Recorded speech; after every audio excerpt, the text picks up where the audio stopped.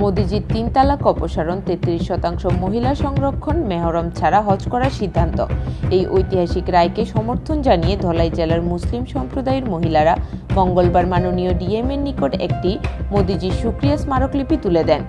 জওহরনগর থেকে মহিলারা এক বিরাট র্যালির মাধ্যমে ডিএম অফিসের সামনে এসে সমবেত হন এবং সেখানে এক আলোচনা সভা অনুষ্ঠিত হয়। এরপর মাননীয় ডিএমের নিকট মোদিজির শুকরিয়া স্মারকলিপি তুলে দেওয়া হয়। অনুষ্ঠান সূচনার আগে একান্ত এক সাক্ষাৎকারে বিজেপি সংখ্যালঘু মোর্চার রাজ্য সভাপতি শাহ আলম মজুমদার জানান, দেশের প্রধানমন্ত্রী মুসলিম মহিলাদের জন্য যে পরিকল্পনা গ্রহণ করেছে তা ভারতবর্ষের ইতিহাসে আর কেউ করেনি, যার ফলে প্রধানমন্ত্রী নরেন্দ্র মোদীর প্রশংসা জানিয়ে আজকের এই মূল্যবান কর্মসূচি। ওই দিন মোদিজি শুকরিয়া অভিযান কর্মসূচিতে উপস্থিত ছিলেন ত্রিপুরা হজ কমিটির চেয়ারম্যান শাহ আলম মজুমদার সহ অন্যান্যরা। তবে মোদিজির এই শুকরিয়া অভিযানকে কেন্দ্র করে ধলাই জেলার মুসলিম সম্প্রদায়ের মহিলাদের মধ্যে এক অন্যরকম উৎসাহ উদ্দীপনা ছিল। আগরতলা থেকে টুটন চৌধুরীর রিপোর্ট, ভয়েস 365।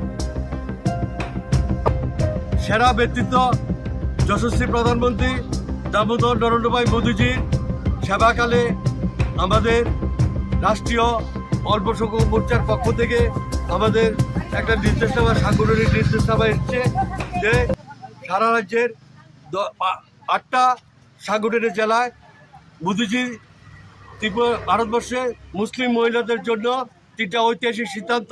এর মধ্যে প্রথম হলো তালাক প্রথা দূরীকরণ, দ্বিতীয় নম্বর হলো 33% মহিলা রিজার্ভেশন এবং মেহরাম হজ মহিলাদের জন্য ফ্রি।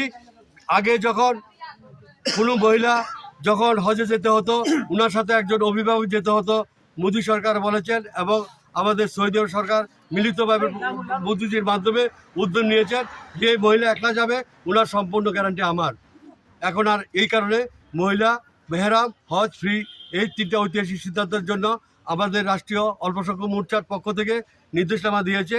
প্রতিটি ডিএমের মাধ্যমে মুসলিম মহিলারা এই যে 3টা ঐতিহাসিক সিদ্ধান্তের কারণে ওনার মাধ্যমে আমরা স্মারকলিপি প্যাড করে মুসলিম মহিলারা ওনাকে অভিনন্দন বার্তা পাঠাবেন মোদীজির কাছে।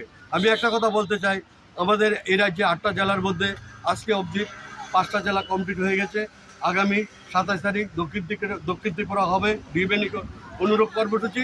লাস্ট প্রোগ্রাম হবে উত্তর ত্রিপুরায়, সেখানে হবে ঐতিহাসিক আরও প্রোগ্রাম হবে।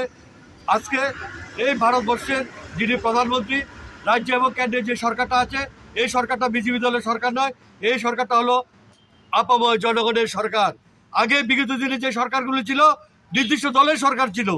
এই কারণে মোদীজির একটাই স্বপ্ন, সবকা সাথ সবকা বিকাশ, সবকা বিশ্বাস সবকা প্রয়াস। ওনার একটাই মতো ধর্ম বর্ণ দলমত নির্বিশেষে সবার জন্য কাজ করছে। সেই কারণে আজকে মোদীজিকে অভিনন্দন বার্তা প্রেরণ আমরা মাননীয় ঊনকোটি জেলার ডিএমের মাধ্যমে, ধলাই জেলার ডিএমের মাধ্যমে আমরা অভিনন্দন বার্তা স্মারকলিপি পেশ করবো এবং এখানে উপস্থিত আছেন আজকের এই কর্মসূচিতে এই জেলা 2014 সালে প্রথম যখন নরেন্দ্রভাই মোদীজি ভারতের প্রধানমন্ত্রী হওয়ার পরে যখন পার্লামেন্টে প্রবেশ করছে, তখন এই ভারতবর্ষের বিরোধী বন্ধুরা চিৎকার করে বলেছে, এই নরেন্দ্র মোদীজি আপনি ভারতবর্ষটাকে ধ্বংস করে দিচ্ছেন, আপনি ভারতবর্ষের সার্বভৌমত্ব বিনষ্ট করছেন, আপনি ভারতবর্ষের অখণ্ডতা বিনষ্ট করছেন, আপনি চাইছেন এই ভারতবর্ষে একটা জাতির ভিত্তিতে হিন্দু রাষ্ট্র কায়েম করতে। তখন নরেন্দ্রভাই, আমি গত 2014 সালের কথা বলছি, তখন নরেন্দ্রভাই মোদী বলছে আই এম ইন্ডিয়ান ফার্স্ট, আমি ভারতীয় আগে বড়। আমার একটাই মন্ত্র, সারা ভারতের প্রতিটি লোকের প্রতি আমি অভিভাবক, আমার একটাই মন্ত্র সবকা সাথ সবকা বিকাশ।